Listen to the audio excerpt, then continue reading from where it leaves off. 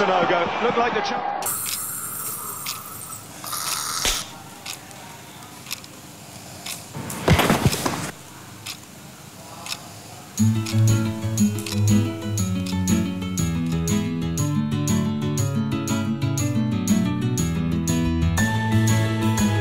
Butuh rumah lebih besar? KPR BCA kuncinya.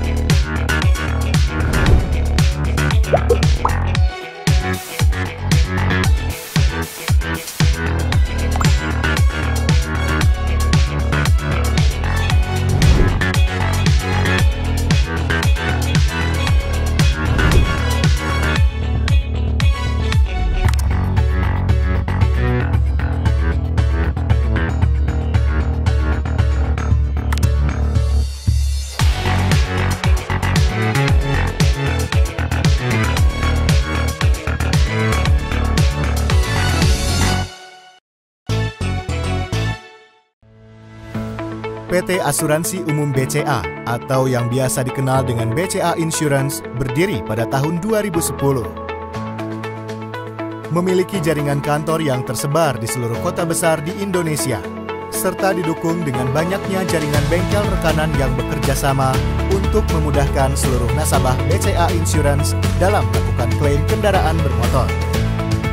BCA Insurance menyediakan produk asuransi yang unggul dan terpercaya sesuai dengan visi misi kami. BCA Insurance hadir untuk memberikan solusi tepat terhadap berbagai kebutuhan asuransi masyarakat Indonesia.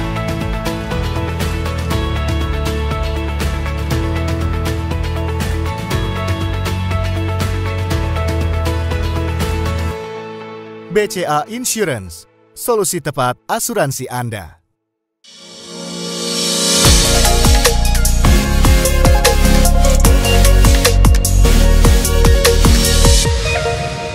Halo, selamat siang Sobat BCA Insurance dimanapun kamu berada.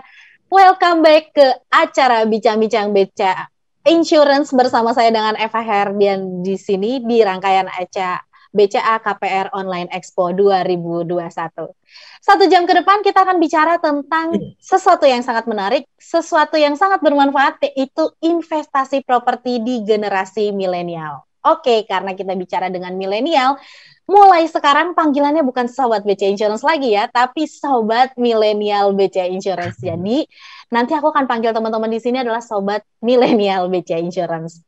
Tentunya Sobat Milenial BCA Insurance di dalam acara ini aku nggak sendiri, pasti kita punya narasumber yang merupakan investor properti. Masih muda, propertinya udah banyak. Sangat banyak banget yang pengen aku gali sama pembicara yang satu ini. Kita sudah bersama sekarang hadir secara virtual, Ko Antoni Sudarsono. Halo, ya. Siang. Ya. Cerah sekali wajahnya. Gimana kabar? Sehat? Sehat. Ini barusan sembuh dari COVID. Oh iya, aku dengar juga tuh. Isoman pengalaman berapa hari? 16 hari. 16 hari. Tapi sekarang sudah aman ya? Sekarang udah aman. Tapi boleh deh cerita sedikit isoman gimana sih rasanya, siapa tahu nanti Sobat Milenial BCA Insurance dimanapun juga jadi bisa hal yang ditiru gitu, atau maksudnya bisa dilakukan untuk menjalani isoman gitu.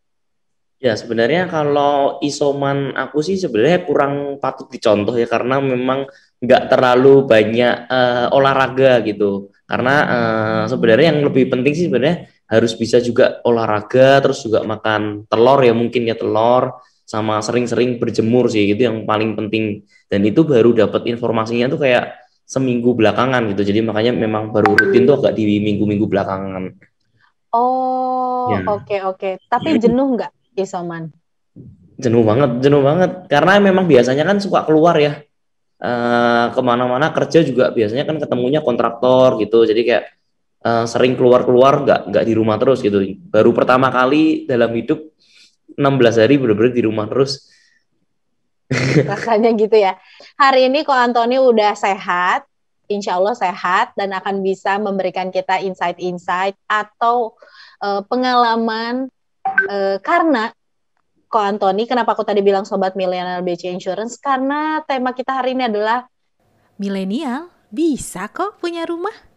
Nah, Ko Antoni kalau dapat pertanyaan seperti ini, apa yang pertama kali ada di benaknya?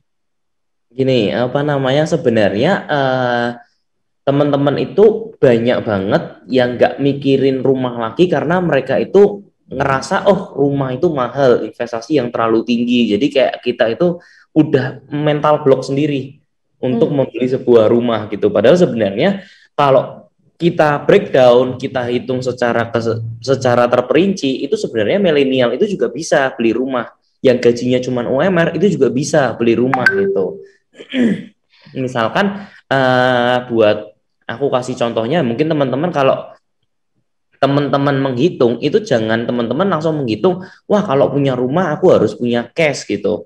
Nah sebenarnya kan ada juga, kalau kita nggak punya orang tua yang kaya, kita bisa minta orang kaya gitu. Yang orang kaya itu ya adalah perbankan itu sendiri. Kita minta ngajukan kredit, ya kan? Nah kita majukan kredit supaya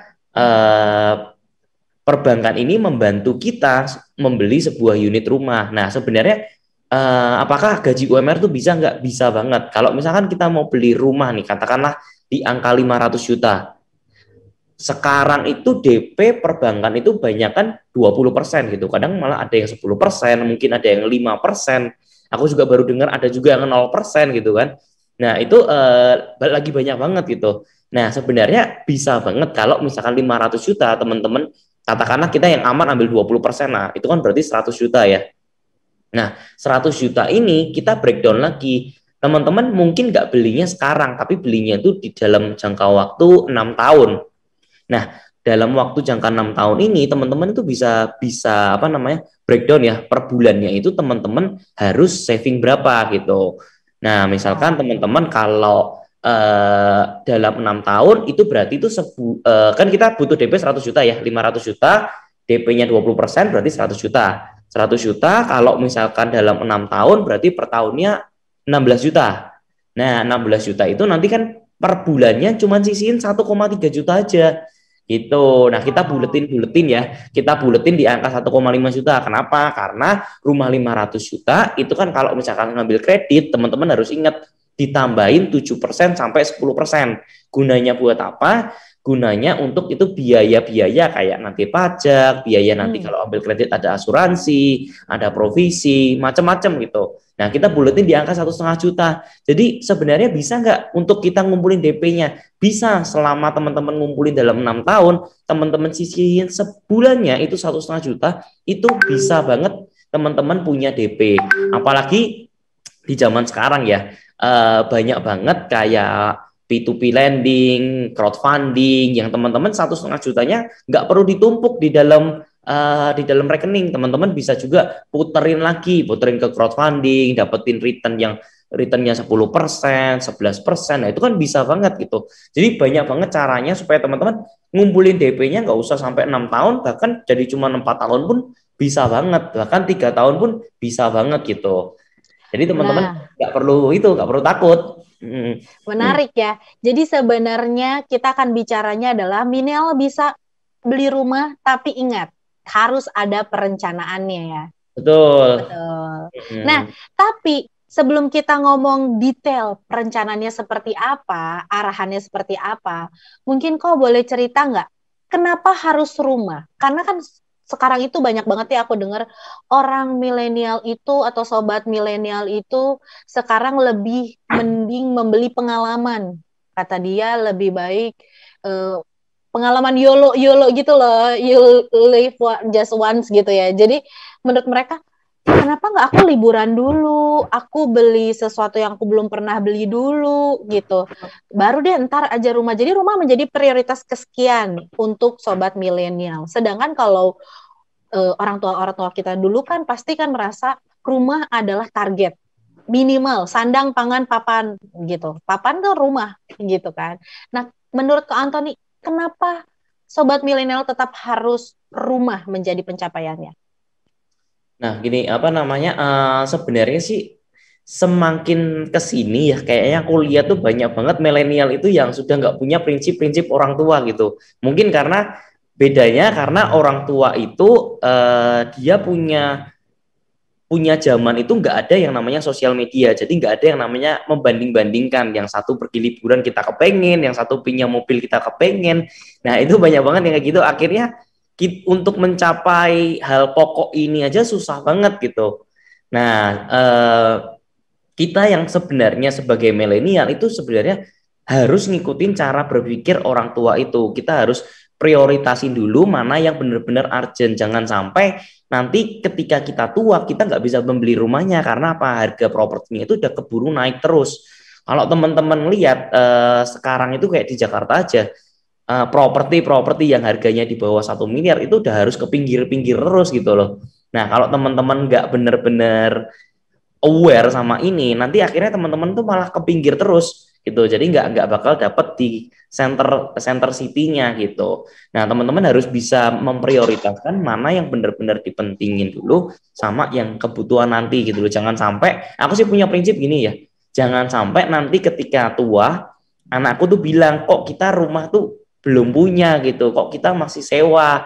Apalagi nanti kalau misalkan kita sewa diusir sama pemilik sewanya, kok kita pindah-pindah gitu, kok hidupnya nggak nyaman banget. Aku nggak mau yang kayak gitu sih. Nah makanya aku punya pikir panjang. Pokoknya aku harus punya kebutuhan yang benar-benar pokok dulu. Apalagi properti itu kan salah satu instrumen yang bisa diwariskan ya. Jadi nanti kalau misalkan anak-anak itu kita udah tua, udah waktunya pensiun, ataupun nanti udah meninggal, kita tuh bisa memberikan paling enggak aset kita gitu ke anak kita, biar mereka itu nggak perlu cari-cari tempat lagi, biar mereka juga nggak hidupnya nggak kesusahan gitu. Setuju banget. Jadi karena kita nggak tahu ya kondisi nanti produktif kita sampai kapan ya. Minimal kita memang harus meneruskan hal-hal yang penting itu ya. Sandang, pangan, papan gitu. Karena aku banyak banget yang ngerasa aku liburan dulu deh gitu. Nanti katanya kalau udah tua liburannya nggak nyaman juga gitu. Oke. Lanjut kita mungkin bicara mengenai tadi kalau kita mau beli rumah kita harus ada planningnya. Kita berarti udah set target nih.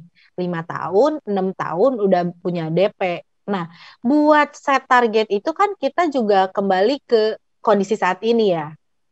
Menurut Ko Antoni, kondisi saat ini bagaimana sih seorang milenial, sobat milenial BCA Insurance itu bisa mengelola keuangannya? Gimana cara mereka mengatur keuangan apalagi kondisi pandemi seperti ini ya, Ko? Sebenarnya sekarang ini tuh mungkin yang lebih tepat itu adalah kita berhenti dulu, karena kan memang kalau kita mau mulai bisnis, mau mulai sesuatu investasi itu kan benar-benar agak berat ya sekarang ya. Nah mungkin yang sekarang lebih tepatnya itu adalah belajar dulu. Jadi kita ini adalah waktu time untuk kita untuk benar-benar mengerti ya, salah satunya kayak dengerin Zoom kayak gini, kita jadi punya pemikiran atau sudut pandang yang lain tentang sebuah investasi. Nah, teman-teman itu juga mungkin di saat sekarang ini teman-teman berhenti dulu sejenak, banyak-banyakin nonton ilmu tentang finansial, terus habis itu juga mungkin ikutin join pelatihan-pelatihan, itu benar-benar ngebuka banget teman-teman bisa punya hacks gimana caranya bisa membeli properti, gimana caranya memulai investasi. Nah, itu yang harus dilakukan dulu supaya teman-teman itu bisa punya ilmu yang untuk upgrade diri, teman-teman bisa punya kemampuan untuk mengelola keuangan teman-teman itu jauh lebih benar lagi. Nah, baru nanti setelah itu, kalau aku sih lebih seneng untuk ngumpulin ke aktif income-nya dulu gitu. Jadi jangan fokusnya ke investasinya dulu, karena investasi itu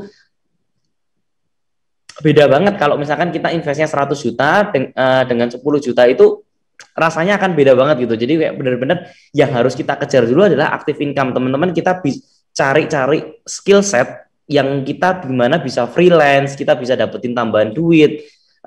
Kita jam kerja misalkan 8 jam kerja tapi sisanya kita punya waktu lain, itu tambahkan skill set itu dulu. Teman-teman hari ini belajar dulu, nanti kita bisa tambahin freelance itu untuk uang tambahan kita. Nah, baru nanti kita fokusnya adalah ngurusin investasinya kita gitu. Oke, jadi dari sini kita tahu bahwa udahlah masih muda itu kita udah punya target, tapi kita yang ada nambahin skill, nambahin income, tanpa terlalu memberatkan diri harus belinya sekarang gitu. Tapi yang penting kitanya nambah skill ya buat nabung. Buat nabung. Oh, iya. Ataupun misalnya buat diinvestasikan ya kok. Tapi kalau misalnya nanti kita udah ngumpulin uang, udah bisa buat, katakanlah misalnya 3 tahun, 4 tahun, punya nih DP-nya, terus kita ngajuin KPR. Nah, untuk KPR ini ada nggak sih caranya, perhitungannya, agar jangan sampai kita downgrade lifestyle, untuk bisa memenuhi cicilan-cicilan itu, karena kan cicilan juga berat tuh ya, gitu. Gimana menurut accountant? Gimana caranya? Ini berarti caranya gimana nggak menurunkan lifestyle, tapi tetap bisa memiliki rumah? Yes. Sebenarnya gini sih, cuman itu balik lagi ya. Makanya kan kalau misalkan gaji di Jakarta kurang lebih di angka berapa? Sekarang di angka 5 juta ya? 4 juta? Iya, kurang lebih lah ya. Ya 5 juta ya. Itu kan sebenarnya masih bisa banget ya kalau kita cuma nyisihin untuk DP-nya yang 1,5 juta. Itu kan sebenarnya masih bisa banget gitu. Nah, kecuali kalau teman-teman itu memang ngejarnya di setiap bulannya itu memang habis 5 juta, itu yang repot gitu. Kalau menurunkan lifestyle yang seperti itu kan memang berat. Karena memang udah terbiasa kayak gitu. Cuman kan kita benar-benar harus punya prioritas. Kita pengen punya mimpi itu, kita pengen punya rumah dulu. Nah, kita set goal-nya itu, kita harus bedahnya itu yang kayak tadi itu. Setelah kita tahu kita harus pengeluarannya 1,5 juta, nah nanti teman-teman, gini, kalau memang teman-teman nggak pengen berkurang lifestyle-nya, ya teman-teman harus mau nggak mau adalah menambah income teman-teman. Nah, dengan cara ya nambahin tadi yang hari ini kita semua harus diem, kita harus nambahin dulu skill setnya kita. Mungkin kita belajar tentang bikin konten, belajar tentang editing, tentang bikin video. Nah, itu kan semua skill set yang menurutku dibutuhkan banget di zaman media sosial sekarang. Nah, teman-teman bisa upgrade ilmunya itu dulu, terus habis itu nanti teman-teman punya waktu, teman-teman bikin konten, teman-teman bikin sebuah video. Nah, itu bisa banget. Itu kan hal-hal yang nggak bisa menambah income teman-teman tuh cukup lumayan. Nah, nanti dari situ income yang skill set ini yang untuk ngebiayain biaya-biaya yang kayak KPR-nya, cicilannya gitu. Ya, jadi memang kita nggak boleh stuck ya. Artinya bukan berarti kita sekarang ngomong sobat milenial itu gajinya segini-gini aja gitu ya, pendapatannya segini-gini aja. Sebenarnya nanti akan bisa lebih beriring dengan gimana kita mengupgrade diri dengan skill ya. Oke. Nah, kalau misalnya mungkin Ko Antoni bisa cerita nih, gimana sih jalannya Ko Antoni bisa beli properti pertama? Mungkin ada hal yang kita bisa contoh.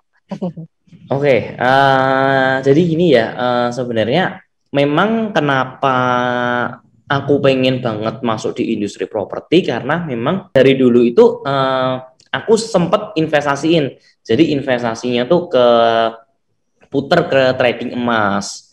Nah, itu juga sempat mengalami kerugian. Terus habis itu puter ke Bitcoin, terus habis itu puter lagi ke instrumen ke temen, invest ke temen, tapi ternyata banyak hilangnya gitu loh. Nah, karena apa? Karena satu hal, aku nggak tahu ilmunya. Nah, habis itu baru setelah itu ngikutin tuh seminar-seminar yang ngisinya tentang properti gitu.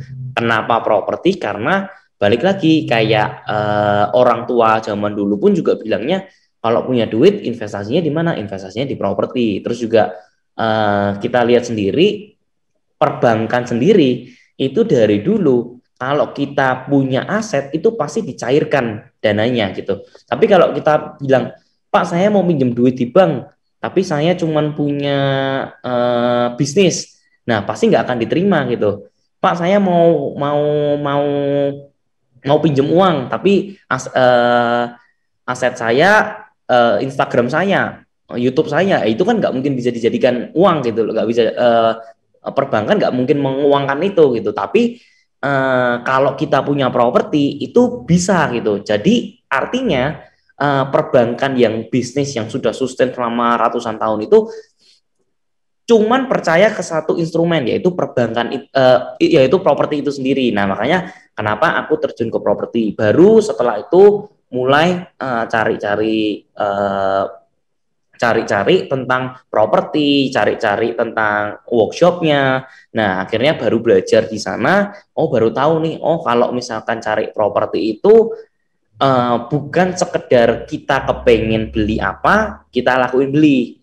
Nah, yang aku pelajarin di sana itu adalah kalau mau beli properti jangan jatuh cinta sama propertinya, tapi jatuh cinta sama transaksinya.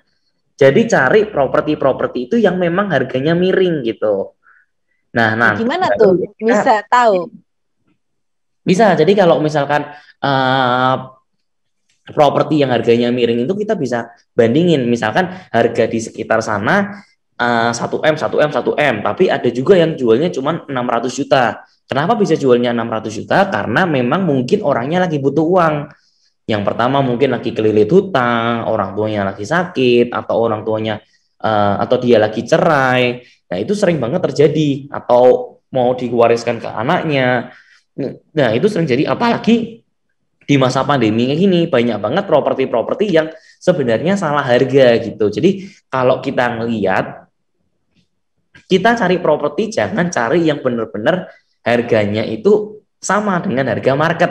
Carinya itu yang harga yang benar-benar di bawah pasaran. Nah, memang susah gitu. Kalau diajarin di seminarnya itu memang kita harus dari 100 properti yang kita lihat, mungkin nanti 30 itu yang kita benar-benar analisis. Nah, nanti 10 yang kita datengin, akhirnya nanti satu yang akhirnya bisa deal gitu. Nah, nah itu yang aku lakukan gitu. Jadi nggak serta-merta mencari properti yang aku benar-benar pengen ituin, tapi carinya itu yang benar-benar murah, carinya yang benar-benar under value, itu yang aku benar-benar cari. Supaya apa? Supaya ketika aku membeli itu sebenarnya aku sudah dapat untung gitu. Kalau misalkan aku dapat dari 600 juta, aku mau jual di angka 1 miliar, itu sebenarnya udah bisa gitu. Nah, itu yang sebenarnya aku lakukan pertama, tapi nggak cuma sampai situ. Propertinya ini yang waktu pertama kali aku beli, jadi aku waktu pertama kali beli properti itu usianya kan 22 tahun mengarah ke 23. 22 tahun mengarah ke 23. Ya. 20 itu saya kayaknya lagi mikirin apa ya? Belum deh kayak mikirin rumah, mikirin properti belum deh.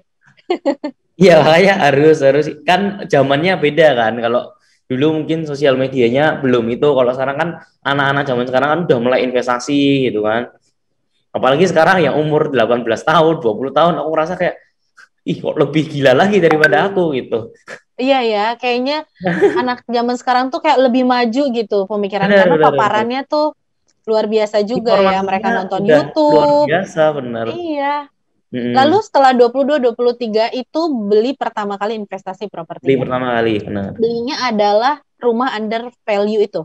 Betul, tapi nggak dijadiin rumah buat aku tinggalin, tapi jadi kos-kosan waktu itu. Oh, lebih keren lagi, jadi passive income itu. Betul, nanti kos-kosannya yang nutupin cicilan propertinya gitu. Tapi kan kalau untuk buat kos-kosan tuh ada maintenance-nya, ada mungkin perbaikannya, ada masa untuk mencari itu jadi penuh, mencari karyawannya. Betul. Pasti kan berarti selain mempersiapkan uang untuk beli rumahnya, tapi mempersiapkan biaya-biaya yang timbul seperti itu ya? Betul, harus ada persiapan itunya juga. Berarti memang persiapannya matang ya? Iya. Sehingga sekarang sudah memiliki berapa properti kok? Sekarang Yang sudah jadi sih 12 ya. 12 properti, luar biasa sekali ya. Sudah Ini jadi. patut dicontoh. Kalau tadi COVID-nya nggak patut dicontoh. Kalau ini patut dicontoh.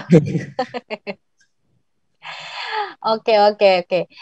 Jadi kalau misalnya menurut Ko Antoni nih, aku agak unik. Tadi kalau misalnya beli rumah under value ya, yang terlintas di pikiranku, better cash atau KPR? Gini, sebenarnya di mana-mana semua better itu adalah cash gitu. Tapi kan ada juga yang namanya keterbatasan. Kalau misalkan aku nggak menggunakan duit perbankan, aku juga nggak mungkin bisa punya 12 yang seperti sekarang. Mungkin cuma punya 2, 3 itu udah mentok gitu. Tapi kan kalau karena aku menggunakan pendanaan dari orang lain, ya kan OPM ya. Kalau di properti biasanya ngomong OPM, others people money kan. Jadi menggunakan dana perbankan untuk membiayai propertinya. Nah, dengan itu kita bisa mendapatkan properti yang lebih banyak. Nah, dengan catatan gini, aku punya prinsipnya kalau satu properti kita bisa mendapatkan capital gain, harga propertinya naik di angka 10%, misalkan rumah 1 miliar, naik 10%, naik 100 juta. Kalau kita cuma punya propertinya 1, naiknya cuma 100 juta. Tapi kalau kita punya propertinya ada 10, nah itu naiknya dari 10 propertinya. 1M dari 100 juta, 100 juta jadi 1 miliar gitu. Nah, nanti kan cicilannya kan juga bukan yang kita yang bayarin, cicilannya yang bayarin adalah anak-anak kos-kosannya itu sendiri. Nah, teman-teman tuh juga bisa tuh kayak life hack-nya sekarang ya teman-teman ya. Aku selalu ajarin ke teman-teman, bisa juga teman-teman menggunakan ini. Jadi daripada teman-teman sudah mencicil, sudah mengumpulkan DP ya, udah mengumpulkan DP untuk rumah 500 juta. Nah, nanti kan rumah 500 jutanya itu teman-teman mungkin aja teman-teman bisa menyewakan 2 kamar untuk orang lain gitu, dijadikan kos-kosan. Nah, nanti teman-teman jadi bapak kos sekalian gitu. Nah, misalkan nanti cicilannya kan tadi kan kalau misalkan udah kekumpul cicilannya per bulan kan 400 juta ya. 3 jutaan. Cicilan per bulannya 3 jutaan. Setelah kita DP 100 juta, punya cicilan 400 juta, nah per bulannya kan kita cicil sekitar 3 jutaan. Nah, 3 jutaan ini teman-teman bisa tuh bikin kamar kos. Di 2 kamar itu jadi kamar kos. Nah, sebulannya itu misalkan sejuta. Nah, teman-teman nanti tinggal cicil sejutanya doang gitu. Nah, itu juga bisa ngebantuin banget. Jadi buat propertinya itu juga bekerja. Atau rumah yang kecil itu mungkin bisa dijadikan laundry atau tempat dibuat sewa-sewain. Bisa banget. Itu nanti ngebantu teman-teman untuk mengurangi cicilannya teman-teman gitu. Oke, jadi ini life hacks-nya ya. Jadi kita memanfaatkan properti kita semaksimal mungkin untuk membantu kita membayar cicilan. Ya, nanti setelah sudah lunas, anak kos-kosannya ditendang keluar, kita renovasi ulang gitu. Oh, beli lagi yang baru. Ya. Bikin lagi kos-kosan. Oke. Kalau gitu, better rumah apa tanah? Kalau aku sih karena ngambilnya KPR, secara kan KPR juga bunganya paling rendah ya. Nah, makanya aku sih ambilnya yang rumah, karena kalau tanah itu harus cash. Harus cash, ya, nggak bisa KPR. Betul. Tapi kalau menurutku ya kok, aku kalau memang sebagai milenial belum mampu cash, yang lebih tadi terukurnya itu untuk ke KPR, menurut aku better KPR. Kenapa? Karena legalitas. Oh ya, benar. Aku kadang nggak punya waktu atau nggak punya pengalaman lebih untuk ngecek ini legalitas. Apalagi tadi kan Ko Antoni misalnya cerita mungkin rumah under value tuh karena ada perselisihan warisan, karena ada proses cerai atau rumahnya pokoknya lagi sengketa. Kadang suratnya itu membingungkan. Sedangkan kalau KPR, bank sudah punya tim legal, sudah mensortir, sudah memastikan suratnya itu aman. Jadi kalau itu resiko yang tidak aku jalankan gitu kalau KPR. Betul. Setuju banget itu, penting banget sih karena properti itu sekalinya salah, efeknya luar biasa karena kan uang besar ya. Benar. Dan menurutku tuh KPR itu komitmen ya. Jadi komitmennya bisa jangka panjang ya, cenderung panjang 5 sampai 15 tahun gitu. Perlu bank yang terpercaya sama komitmen di kitanya sih. Nah, Ko Antoni itu kan berarti menjalankan KPR ya. Bagaimana menjaga komitmen dan nggak takut tiba-tiba nanti terjadi apa-apa pada Ko Antoni gitu. Karena kan kita nggak tahu ya ke depannya seperti apa, baik income, kesehatan, dan lain sebagainya. Oke. Sebenarnya gini sih. Sebenarnya gini, kenapa posisinya aku sampai saat ini belum punya rumah buat aku tinggalin sendiri?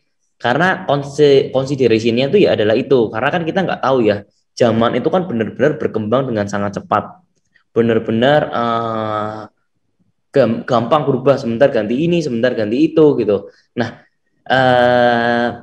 makanya di sini itu aku ngelihat kalau misalkan aku itu nyicilnya pakai active income aku, pakai bisnis aku, nah takutnya sewaktu-waktu itu nggak kecicil, itu kan bahaya juga gitu.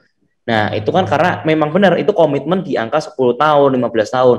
Makanya aku punya prinsip, aku pengen ketika membeli sebuah rumah, ketika mengajukan KPR itu aku sudah punya passive income. Dari mana? Dari hasil kos-kosan yang sudah aku bangun itu. Nah, kalau aku ambil kenapa aku bisa punya kos-kosan banyak dan sekarang pun tetap bangun-bangun lagi, itu karena even ketika pandemi pun kos-kosanku juga full gitu. Jadi cicilannya juga nggak berdampak sama sekali. Nah, apalagi kalau nanti nggak ada pandemi, itu benar-benar aku nggak terbebani banget. Dan ketika memang sudah punya passive income yang banyak, baru nanti aku cicilan KPR-nya itu ditutupin sama passive income-ku gitu. Nah, makanya memang aku berhati-hati banget sih. Jangan sampai aku yang nyicilin menggunakan bisnis aku, karena aku nggak tahu ya sekarang bisnisnya lagi masih bagus, tapi kedepannya mungkin 5 tahun lagi ada perubahan lagi gitu. Setuju. Jadi memang salah satu keuntungannya KPR tadi selain legal itu, kita juga menjaga komitmen kita ya kok ya terhadap income yang kita punya gitu. Jadi memang salah satunya memecut kita untuk selalu memiliki pendapatan maksudnya.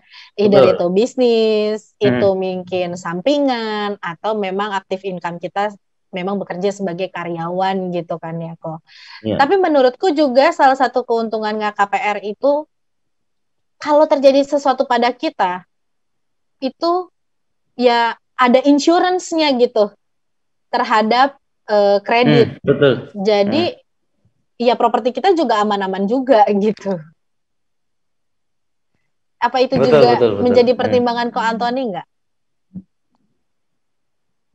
Itu juga sih kadang-kadang kalau aku mikir tuh gini, aku punya kredit kan agak banyak ya. Nah, jangan sampai aku ada kenapa-kenapa nanti punya istri ninggalin hutang gitu. Kalau aku meninggal tiba-tiba ninggalin hutang kan repot. Nah, jadi memang adanya insurance ini memang ngebantu banget sih. Ngebantu banget. Aku pun nggak cuman propertinya gitu, tapi juga insurance juga aku pakai buat aku kesehatan juga ambil, terus buat kehidupan juga. Kalau aku meninggal juga ninggalin duit juga gitu. Dari sudut pandang Sobat Millennial Insurance nggak cuman mikirin, aduh aku pengen punya rumah, aduh pentok nih rumahnya mahal, tapi aku pengennya cash gitu. Mungkin teman-teman sobat atau Sobat Millennial BC Insurance juga memikirkan ada loh benefit dari KPR. Salah satunya tadi itu legalitas, terus menjaga komitmen kita. Mungkin aja kan kalau beli rumah itu karena memang sesuatu yang nggak murah, suka ada aja gitu kepake dan akhirnya nggak kebeli juga gitu. Ketiga itu adalah ya mungkin kalau terjadi sesuatu pada kita, pada dasarnya properti ini aman ataupun bisa diwariskan gitu. Bukan hutangnya yang diwariskan, tapi rumahnya. Oke, Ko. Mungkin dari Ko ada nggak tips merencanakan keuangannya walaupun gaji ini UMR gitu? Ya, tipsnya ya balik lagi yang tadi ya. Jadi memang kita set goal dulu, kita pengen punya rumah itu di angka berapa. Nah, nanti setelah kita tahu kita punya angka berapa, nah nanti kita breakdown tuh kalau misalkan dengan rumah yang segitu kita harus punya punya DP itu berapa? DP-nya di angka 20% dari rumahnya. Jadi kalau misalkan rumah 500 juta, DP 20%-nya di angka 100 juta, nanti dari 100 juta itu nanti kita breakdown lagi, kira-kira mau diselesaikan di dalam berapa lama. Misalkan 6 tahun, berarti itu kan sekitar per bulannya, per tahunnya itu 16 juta. Nah, 16 juta nanti per bulannya berarti 1,5 juta. Nah, nanti teman-teman juga bisa ngitung juga, kira-kira kalau teman-teman duit 1,5 jutanya daripada ditaruh di rekening doang, bisa juga masukin ke P2P lending atau misalkan masukin di crowdfunding. Itu ngebantuin banget teman-teman ketika nanti harusnya yang 6 tahun ternyata cuma 4 tahun sudah kedapet tuh DP-nya. Nah, jadi teman-teman udah nggak perlu takut lagi. Sebenarnya membeli rumah itu untuk UMR pun itu masih possible banget kalau teman-teman itu sudah berkomitmen dari sekarang. Teman-teman udah tahu kira-kira pengen punya rumahnya itu di angka berapa, lokasinya mungkin udah ditentuin, kira-kira maunya yang di mana, itu udah benar-benar disiapin dari sekarang. Jangan nanti ketika udah tua malah bingung kok belum punya apa-apa gitu. Karena aku sering lihat nih, teman-teman itu udah kerja 10 tahun, udah kerja 8 tahun, punya motor aja itu juga belum gitu loh.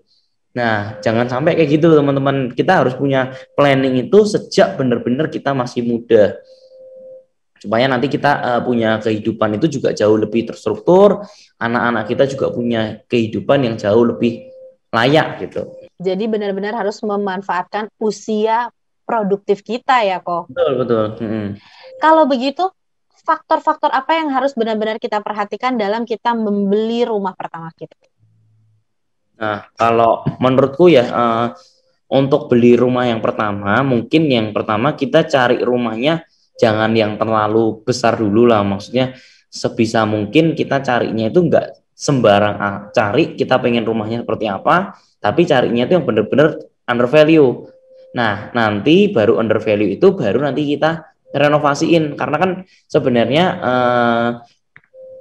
aku banyak ngelihat itu orang-orang ngelihat sebuah rumah yang harusnya murah, tapi karena interiornya itu jelek banget, nah dia tuh kayak ngerasa, aduh, nggak pantas nih aku buat tinggal di sini gitu. Padahal justru rumah-rumah yang kayak gitu yang aku jadiin yang aku beli gitu. Karena rumah yang jelek itu kan tinggal direnovasi sedikit, hasilnya bener-bener maksimal gitu. Sedangkan biasanya perbandingan gini, kalau misalkan aku beli rumah 1 miliar, rumahnya itu kadang-kadang udah bagus, tapi tetap aja banyak yang aku nggak suka, akhirnya aku ganti. Nah, ujung-ujungnya juga keluar uang buat renovasi. Tapi kalau rumah yang 600 juta ada tetap diganti-ganti, paling jadi nambahnya 300 juta doang. Jadi yang satu habis 900, yang satu habis 1,2. Jadi kalau rumah pertama mendingan cari yang benar-benar murah gitu, cari yang benar-benar salah harga. Nah, itu tips yang menurutku faktor-faktor yang harus perhatiin dulu. Terus habis itu juga keuangan teman-teman benar-benar harus di planning ya. Teman-teman harus di planning. Terus habis itu juga jangan sampai teman-teman punya uang buat beli DPI-nya, tapi teman-teman nggak bisa nyicilinnya gitu. Nah, itu juga jadi harus benar-benar dihitung benar-benar gitu. Terus juga manfaatin tuh cicilan flat selama berapa tahun gitu. Betul. Seperti eventnya BCA sekarang nih, lagi ada kok 5,25% flat 3 tahun. Ya, murah banget. Oke kan? Murah banget. Nah, tadi kita udah bicara kenapa harus rumah. Terus kita udah bicara bagaimana merencanakan keuangannya. Ketiga, kita udah mikirin KPR atau cash, tapi coba disesuaikan dengan kebutuhan, positif negatifnya cash dan KPR udah. Kita udah bicara tentang KPR itu seperti apa sudah. Rumahnya udah ada nih kok. Kan pasti kita juga harus memproteksi rumah yang kita sudah beli nih. Kira-kira menurut Kak Antoni, apa tips-tipsnya untuk memproteksi rumah kita? Untuk yang kita beli memang harus ada asuransi kebakarannya itu ya. Asuransi bencananya itu jangan sampai nanti ketika kita sudah punya propertinya, ada konslet, terus kebakaran kan repot gitu. Apalagi kalau misalkan teman-teman ngikutin yang cara-cara aku tadi ya, kayak rumah-rumahnya itu benar-benar under value. Kadang-kadang rumahnya itu juga kadang-kadang bisa bermasalah gitu. Jangan sampai ketika teman-teman beli malah nanti kebakaran kan repot gitu. Nah, pastikan harus ada juga proteksi dari insurance-nya buat teman-teman itu aman lah. Itu uangnya uang kecil banget, tapi teman-teman benar-benar dampaknya luar biasa kalau sampai teman-teman kena. Itu teman-teman akan merasa benar-benar beruntung banget ada proteksinya yang seperti itu gitu. Jadi proteksi seperti kebakaran atau mungkin tadi konslet gitu ya. Nah, gimana cara kita memilih insurance agar kita bisa nggak salah produk gitu kok? Nah, yang cara memilih asuransinya ya. Berarti yang pertama mungkin teman-teman harus sesuaikan dulu dengan kebutuhannya kita. Kita itu mau pakai insurance-nya kebutuhannya apa. Kalau rumah ya berarti teman-teman ya harus pakai insurance yang kayak yang kebakarannya itu penting banget. Terus habis itu juga pertimbangkan manfaat sama harganya. Jangan sampai teman beli itu udah kemahalan. Nah, teman-teman tuh harus benar-benar ngecek dulu. Karena ini kan ibaratnya untuk jangka waktu yang panjang ya. Jadi teman-teman sekali pilih itu benar-benar sudah nggak bisa pindah gitu. Nah, makanya teman-teman harus banget itu nyari dulu manfaatnya apa, harganya apa, itu dirinciin dulu. Teman-teman harus bandingin dulu. Nah, terus habis itu juga perhatikan hal-hal yang dikecualikan di dalam polisnya itu. Jadi teman-teman juga harus benar-benar baca detail polisnya. Ini yang paling sering banget disepelekan. Jadi kalau misalkan kita ngambil kredit itu atau karena banyak banget makanya malas dibaca. Tapi baca itu penting banget karena setiap detailnya itu benar-benar penting gitu. Nah, terus juga tanya juga detail cara ngeklaimnya itu gampang atau enggak. Jangan sampai kita masuk ke perusahaan insurance-nya itu yang benar-benar abal-abal. Nanti ngeklaimnya malah susah. Nah, terus juga kalau nggak salah di BCA Insurance itu malah ada yang bisa dibeli secara online gitu. Betul. Itu bisa banget dicobain. Yes. Jadi kalau misalnya butuh produk kita juga ada di website kita di www.bcinsurance.co.id. Oke. Gitu. Sama itu banyak Kak Eva. Kalau misalkan di BCA sendiri kan biasa kalau aku bisnis ya, kos-kosan gitu ada insurance yang buat aku kalau misalkan kos-kosannya sepi nanti bisa di cover. Ada asuransi namanya apa ya? Oh, mungkin maksudnya Kak Anton itu business interruption ya? Ya benar. Interruption. Itu kita harus webinar terpisah kok. Oh gitu. Jadi nanti kita mungkin akan menghadapkan webinar-webinar lain dengan topik-topik lain. Mungkin salah satu yang terpilih ada business interruption. Jadi mungkin sobat-sobat BCA Insurance di sini jangan lewatkan mungkin nanti kalau ada webinar selanjutnya di Bincang-Bincang BCA Insurance tentunya. Aku harus ikut gitu ya. Iya. Karena itu memang mungkin buat entrepreneur menjadi highlight sih kok. Betul. Yes. Ada mungkin yang Ko Antoni mau sampaikan buat sobat milenial BC Insurance dimanapun tentang motivasi bisa membeli rumah? Ya, mungkin untuk teman-teman percayalah, maksudnya gaji UMR pun sebenarnya bisa banget buat teman-teman itu membeli sebuah rumah. Jadi jangan takut banget teman-teman kalau misalkan sekarang minder. Wah, kalau orang ini udah beli rumah, wah ini udah beli rumah gitu. Jangan sampai minder kayak gitu, karena memang semua orang itu bisa membeli rumah. Terus juga jangan sampai kita itu kemakan gengsi ya, ngelihat teman ini sudah pengen ini, terus habis itu teman ini sudah beli ini, kita juga pengen beli. Prioritasin dulu mana yang beli. Oh juga sebenarnya walaupun aku sudah punya banyak properti pun ya, tetap aku sendiri pun juga bukan yang akhirnya jadi bener-bener head on banget gitu. Maksudnya kayak akhirnya harus keluar dari rumah, terus habis itu beli barang yang nggak penting gitu. Aku tetap masih tinggal sama orang tua, makan juga makan di rumah gitu. Jadi kan nggak yang nggak penting nggak usah dihituin dulu. Yang kita lakukan adalah fokus dulu sama prioritasnya kita. Rumah dulu, kita punya rumah, kita bisa memberikan kehidupan yang layak buat anak kita, cucu kita. Nah, itu yang paling penting ya. Nah, itu dulu yang kita lakukan dulu.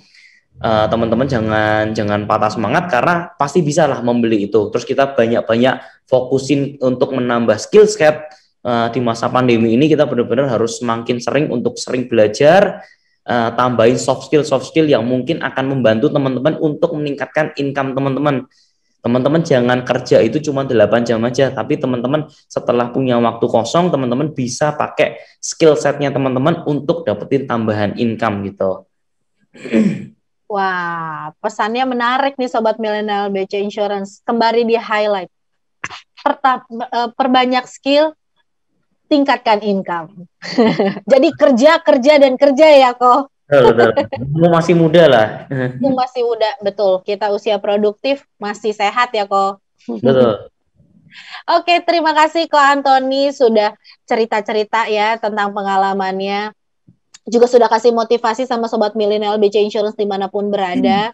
Semoga semua yang disampaikan Ko Antoni bisa terserap dan menjadi insight dan menjadi tekad gitu ya. Oh, aku ternyata bisa ya kalau dipikir-pikir bisa beli rumah nih gitu. Asal aku memang sudah set goalnya dan aku juga komitmen gitu. Udah bicara juga tentang resiko-resiko yang ada dan itu juga bisa diminimalisir asal kita belajar.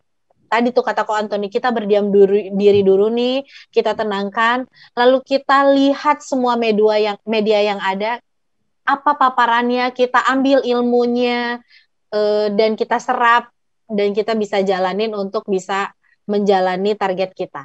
Kurang lebih begitu ya Kak Antoni. Thank you Kak Antoni buat kedatangannya. Semoga sehat selalu, ya aman-aman ya pandeminya.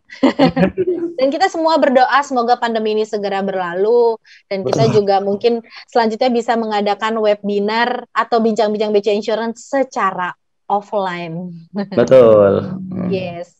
Jangan lupa tetap proteksi, tetap juga jaga rumah kita atau properti kita dengan cara berasuransi. Asuransi BC Insurance menjadi salah satu pilihan tepat, solusi tepat asuransi rumah Anda yang bisa diakses melalui website kita di www.bcinsurance.co.id. Juga via Instagram kita juga boleh loh di @bcinsurance.id. Jangan lupa kita juga sudah terhubung dengan Halo BCA di 1500 888. Jangan juga lewatkan ada program KPR flat 3 tahun 5,25%. Jadi kapan lagi? Yuk segera akses di page KPR BCA Online Expo 2021. Saya Eva Herdiana dan rekan yang bertugas mengucapkan terima kasih untuk Sobat Milenial BC Insurance dan sampai jumpa kembali di bincang-bincang BC Insurance selanjutnya dan selamat siang.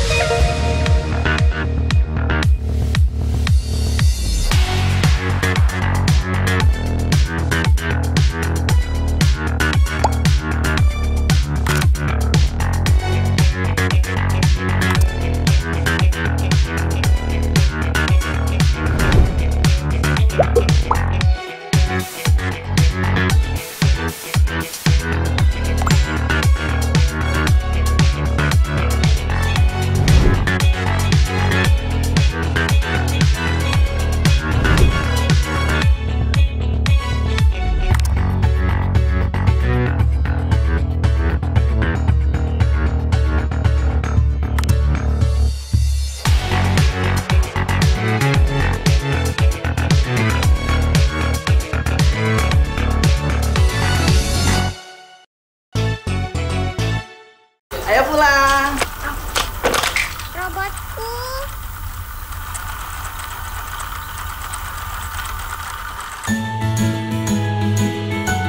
Butuh rumah lebih besar, KPR BCA kuncinya.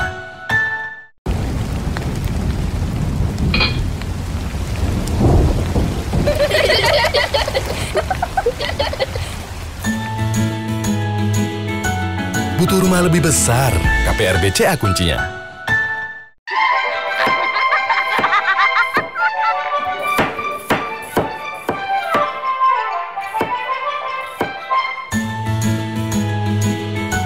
Butuh rumah lebih besar, KPR BCA kuncinya.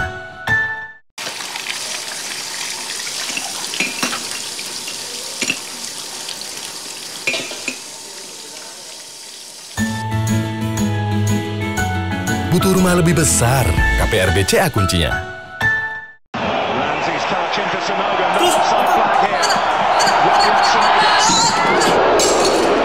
It's still on for Sonogo. Butuh rumah lebih besar, KPRBCA kuncinya.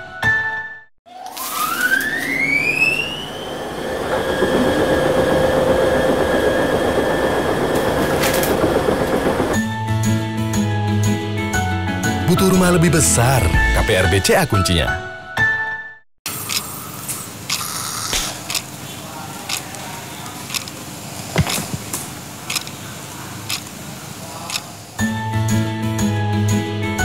Butuh rumah lebih besar, KPRBCA kuncinya.